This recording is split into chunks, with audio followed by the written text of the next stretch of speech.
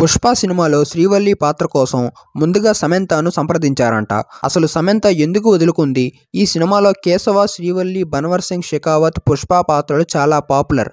అయితే ఈ పాత్రలు కొందరు స్టార్స్ వదులుకున్నారు. వాళ్ళెవరో ఈ వీడియోలో చూద్దాం.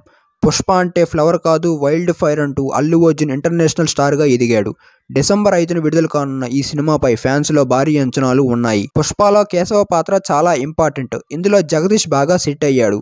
కేశవ పాత్ర కోసం ఫస్ట్ సుహాస్ను మేకర్స్ సంప్రదించారంట. అయితే కలర్ ఫోటో సినిమాతో బిజీగా ఉండి ఆ ఛాన్స్ ఆయన కోల్పోయాడు.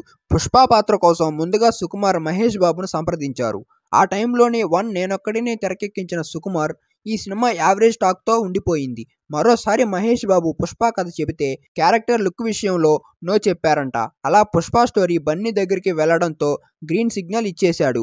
రంగస్థలంలో రామలక్ష్మిగా మెప్పించిన సమంతను పుష్పలో శ్రీవల్లిగాను చూపించాలని సుకుమార్ అనుకుంటే అందుకు సమంత నో చెప్పిందంట.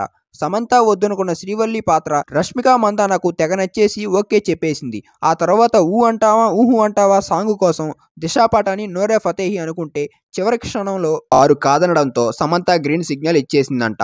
పార్టీ లేదా పుష్ప అనే డైలాగ్ వింటే మనకు గుర్తొచ్చేది పుష్ప సినిమాలో బన్వర్ సింగ్ షెకావత్.